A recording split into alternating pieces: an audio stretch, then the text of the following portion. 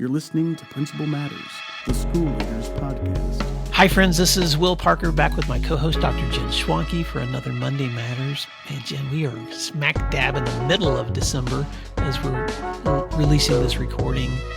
Well, yeah. I didn't tell you this when we were talking. Guess what tomorrow is? What? My 52nd birthday. Oh my when gosh. we were preparing to record, listeners, and I was like, I'm going to drop this on him because I know that he has no idea because I've never missed it. Yeah, December 16th, 1973. Yep. Yeah. So, Happy birthday to me. Yeah, happy birthday to Jen. Everybody sing along. Well, I'm a January birthday, and I can't imagine, man, what was it like growing up with a December baby when you had Christmas right on top of your birthday? Well, my parents did their best. The problem was I was the third daughter in 3 years, and I loved my position as the littlest, the baby, the cutie, got everything I wanted. And then my brother, the coveted boy, came along 4 years later on my birthday. So not only did he take my birthday, but he took my status as the cutest and the youngest, and he was a boy. So I've been mad at him ever since. But happy birthday to my brother Josh tomorrow too. I know we're not going to talk the whole time about your birthday, but No, we're not. What's your favorite birthday dessert or food? What's the thing that Jen always wants on her birthday? You guys, when I was little, I haven't had this in years. Maybe I'll tell my daughter to make it for me. My mom used to make a Betty Crocker cake, and Betty Crocker cakes are the best, you guys. They're the so best. Moist. Betty Crocker cake with Betty Crocker frosting, and she would put peanut M&Ms all over them. And it was the most phenomenal thing for a kid. But I've not had it. So thank you for that. Chocolate or vanilla? Oh, chocolate. It was chocolate and peanut M&Ms. Yes, and all over the place. And it felt so indulgent and so incredibly for me. So I'm going to tell my family, and maybe I'll even tell my mom. She should come down and have some of that with me. Well, I haven't even mentioned the topic of today's conversation. No. So for those of you that have enjoyed our birthday conversation, send Jen some love through social media or through our email.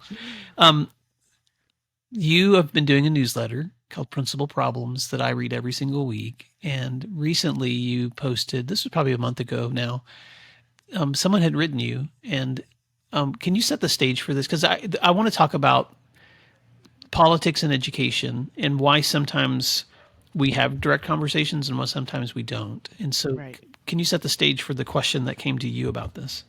Absolutely.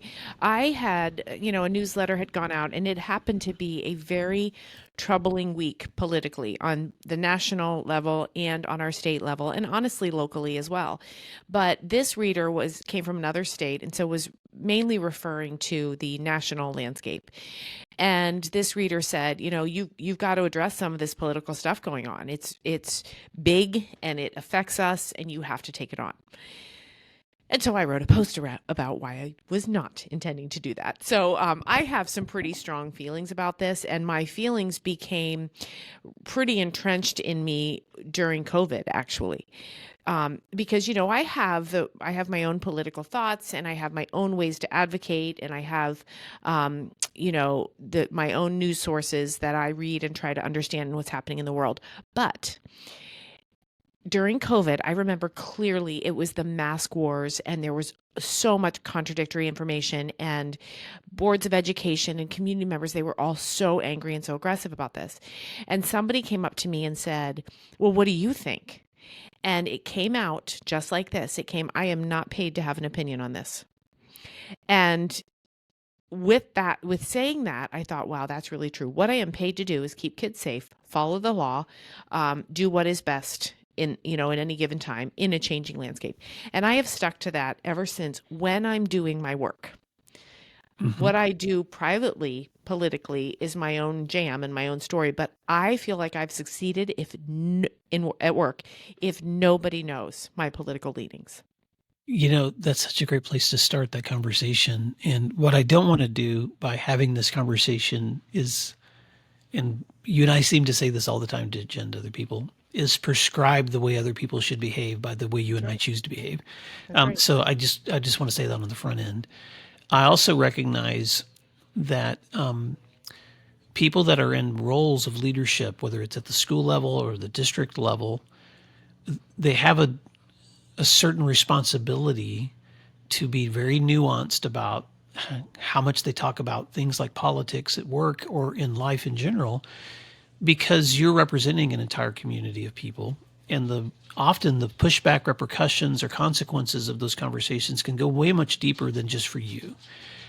I am in a different place now in my life because I own my own company. I'm no longer working directly for one school, but I do represent all the schools that I serve. I mean, so when you look at the schools where I'm coaching and I'm doing masterminds and I'm doing leadership development, my relationships and associations with them, obviously, I want to reflect as positively on them as I can too.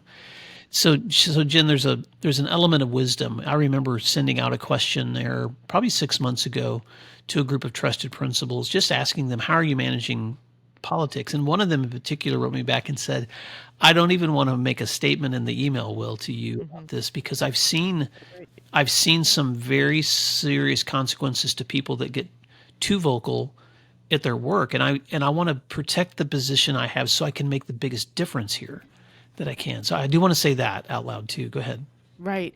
And you use the word nuance, and I think that is a critical word here, because we can advocate for our students in our schools in terms of legislation and politics by sticking to the facts. And so I have at times, from my professional position, written letters to legislators, but I try not to say, hey, you're a jerk, or hey, I disagree with you, or hey, this is wrong. I try to say, then. If this law passes, this is going to be the repercussions, positive and negative. So nuance is really, really important here. And to ask yourself, as you're indicating here, to ask yourself, what are the repercussions if I all of a sudden get all political versus the impact it's going to have? Yeah. So anytime you have conversations like this, it's easy to be misunderstood too. So we're just going to go ahead and run that risk. Right. But I do want to say a couple of things that I think are important takeaways for me, Jen, and I'd love to hear you add. You did such a beautiful job in your newsletter of explaining these things too, and you tell a really touching story at the end that I'd love you to bring here as we wrap up here. But before we do that, one, I love your suggestion, stick to the facts. Two, I think it's important for us to be advocates for our schools in whatever way that is interpreted for your school, because I work with a lot of public schools, but also now with private and with charter and just across the board. But all of us can be advocates for what we believe is the best for our community. So when I write a letter to my legislator, whether it's at the state level or at the federal level, same thing, Jen. I'm trying to write it from the perspective of I'm advocating based on the facts in front of me and what I believe is the best for my kids, my community, the school where I live. And then three, I just want to say this before I forget, because I was on a podcast a few months ago where the host, and I'm just going to say who it is because I'll put a link to if anyone wants to listen to this other podcast. But my friend Tim Villegas leads a podcast called Think Inclusive, and he had invited me to talk about my new book. But when I opened up the podcast, it was a time that was in our culture, another one of those days where just some really crazy things had been happening. And he was just like, man, Will, can we just talk about politics for a second? And I was like, well, are we recording? And he's like, well, yeah, but we'll decide later if we actually want to use it. Right. So I was like, oh, that's even scarier. But we had a good 40-minute conversation, and I just decided to just answer his questions and speak to the things that I have seen leaders do with being nuanced in this crazy political world we live in. And the one thing I want to pull, you can listen to the whole conversation if you want to. I can stick a link in the notes. But the one thing I wanted to make sure he understood, and I think our listeners need to hear too, is that at the end of the day, when I see leaders trying to navigate this new federal mandate or this new state initiative, or this, maybe the district wants me to do this now differently than I did before. And some of it is depending on the winds of politics. It depends on what we're being asked to do that month.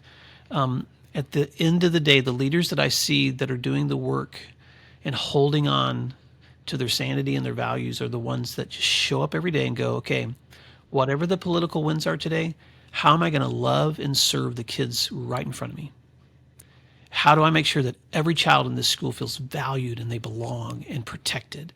How do I make sure that all these teachers know I'm here for them and we're sharing a mission of caring? Because you know what?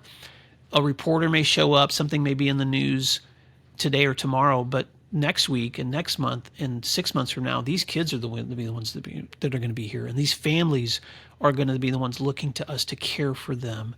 And so that commitment is what I commend.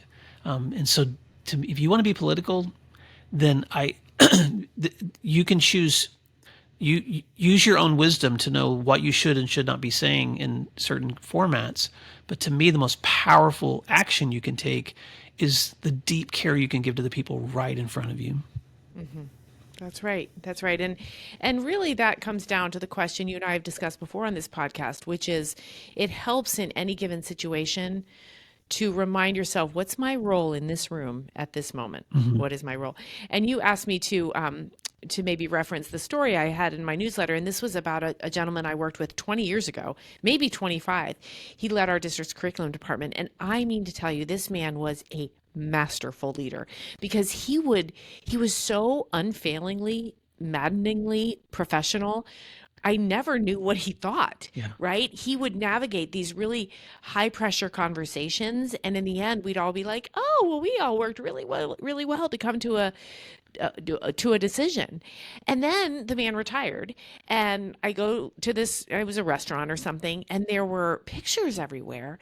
And I go over and there's some of him playing t-ball with his son and at home with the dog and on, at the Grand Canyon. And then there were photos of him at marches in DC, in California, I think LA or San Francisco, in Chicago.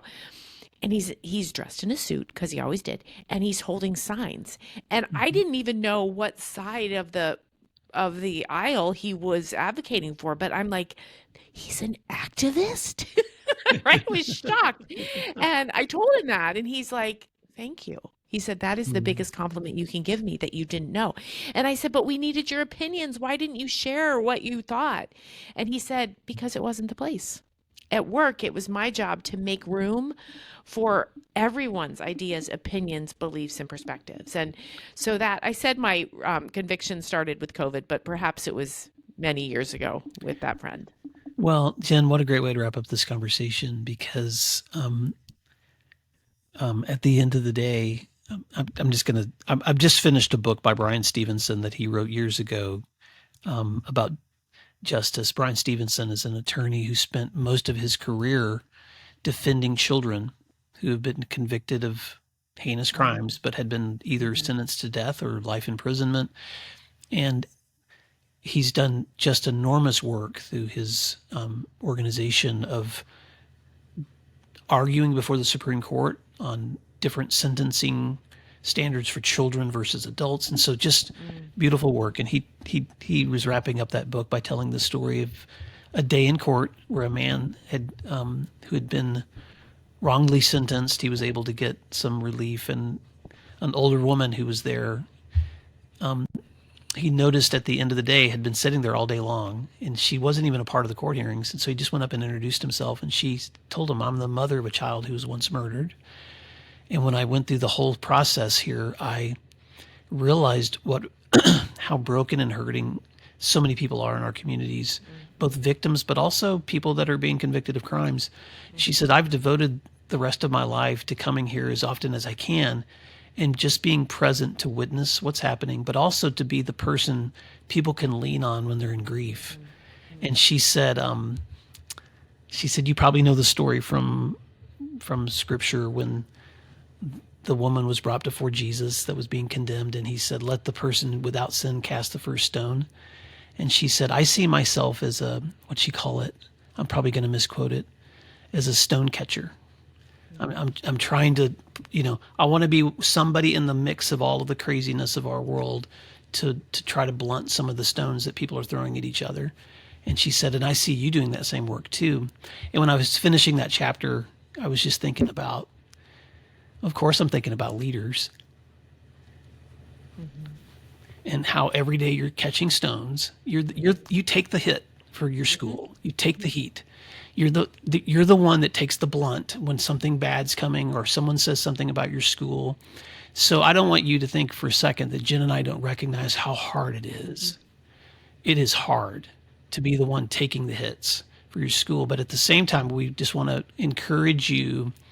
You can make a difference by the way you behave, by the way you speak, by the way you participate, by the way you vote.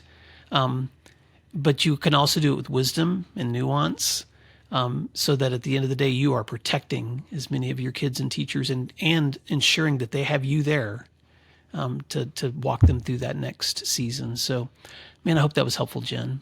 Yes, that was a great conversation. Thank you for opening the door, and to all of our listeners. This conversation probably means something different to every single person listening. So we just hope it was helpful. All right, friends, if you want to check out our resources, you can always find them at williamdparker.com. And Jen, how can they connect with your newsletter? At jenschwanke.com, there is a link to subscribe to the newsletter. Yeah, and happy birthday Thank to you. Principal Matters I will listeners. enjoy my M&M cake. That's right. We'll see you guys next time. Thank you for listening to today's episode of Principal Matters, the School Leaders Podcast. If you enjoyed the show, would you take a moment and like, share, subscribe, and leave us a review? In fact, if you share it out with a friend, even more people can become a part of these conversations. Sign up for our newsletter at williamdparker.com for even more free resources. And don't forget to check out our website to learn more about our books, professional development offerings, Grow Academies, masterminds, executive coaching, and keynote presentations. Wow, let's keep learning together. And thank you for doing what matters. Principal Matters.